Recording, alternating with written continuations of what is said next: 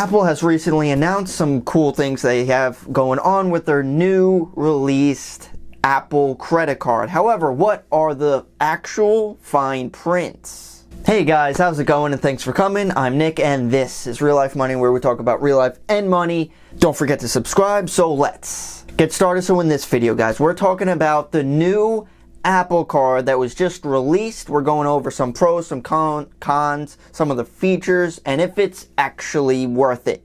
Now for me personally, I do have over an 800 credit score. I do have a few credit cards, not a bunch of them, but just enough. My personal favorite might be the Discover It card, but that's just a little bit about me. By 25 years old, by the way, so I do have other videos going into that. So if you guys are wondering if an 800 credit score is possible, yes, it is.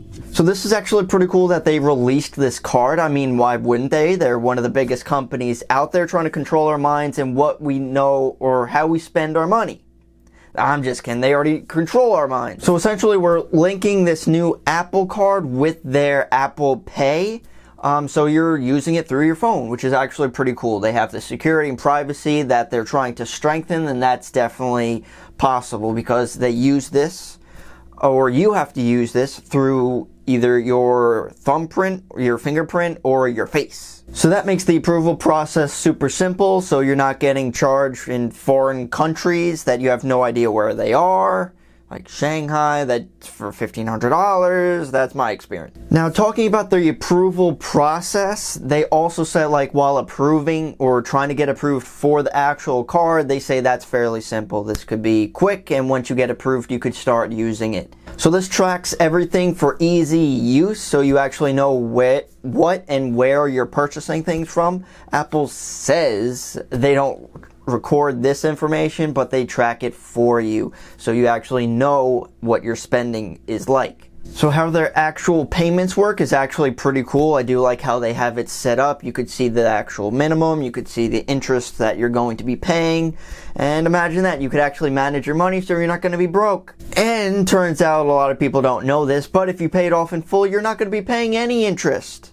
Oh wait, that's every credit card. However, they could actually show you that in their little dial. You could set the payment there.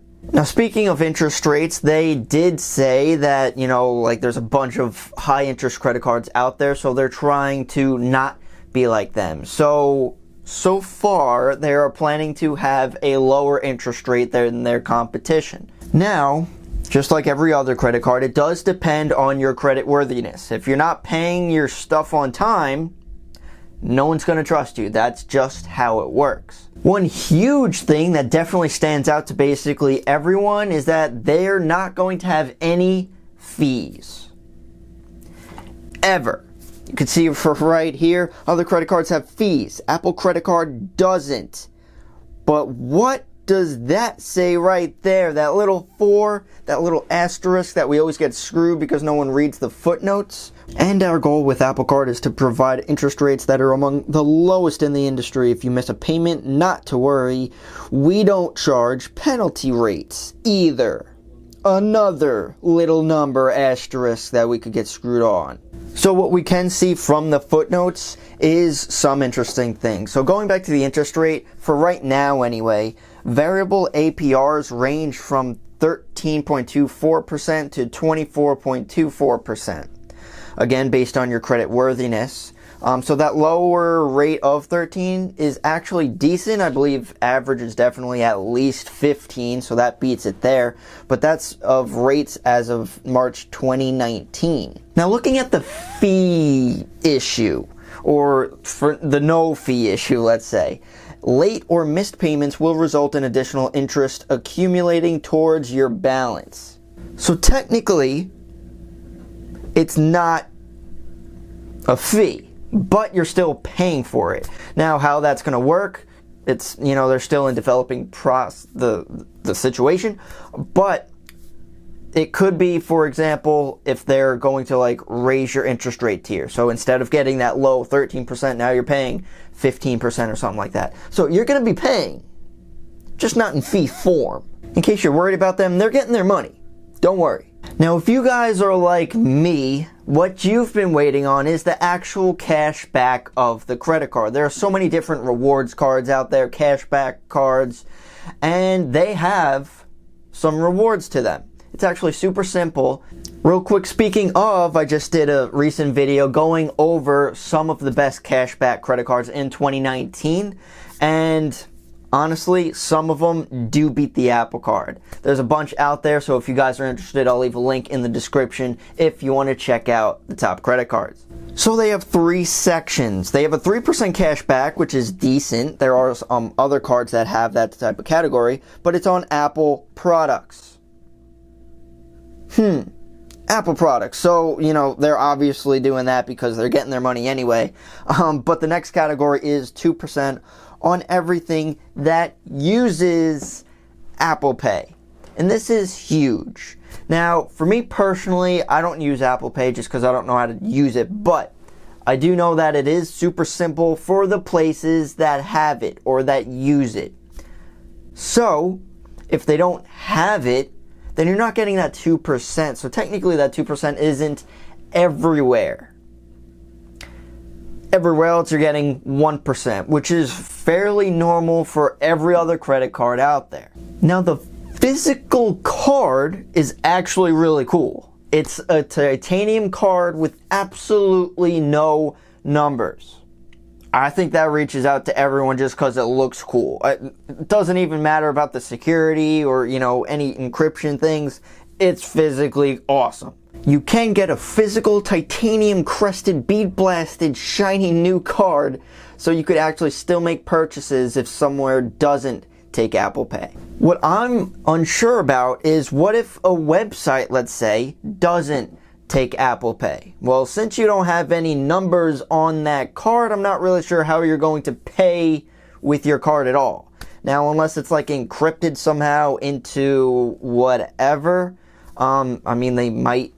they probably will figure out how to do something with this, but it's something to just think about. Now, sticking with the cash back, which is actually pretty cool, you were able to use it the day you get it. So you could use it for another purchase, you could use it simple as cash back, whatever, which is pretty awesome.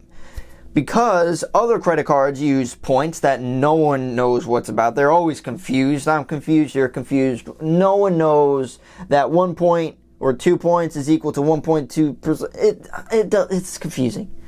Also, because you get it that day, normally you get it at like the end of the month when you get your bill, so you could use it for other things. This is much quicker. Something else to consider is returns. Now, I'm assuming like if you return something, you get that cash back pulled out of your account. So don't screw yourself that way, but that is an issue that people might run into. So for these returns, I'm assuming they pull this daily cash back.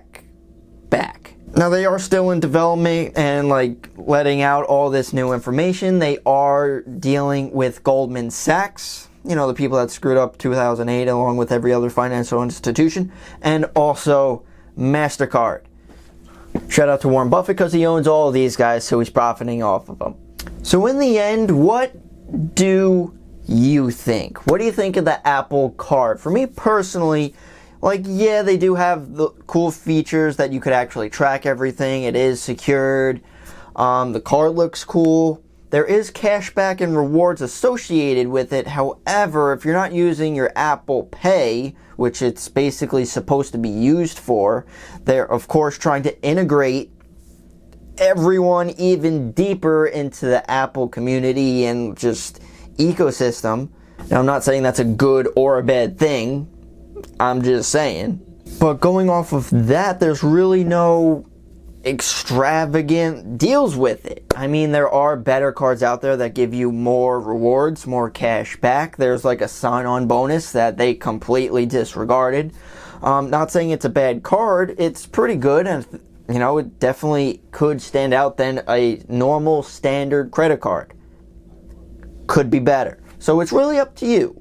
So if you are planning on getting it, give me a thumbs up and let me know in the description why you like it or why you hate it. Let me know. I think there could definitely be different interpretations with the new Apple Card. So thank you so much for watching, guys, and I'll see you in the next one.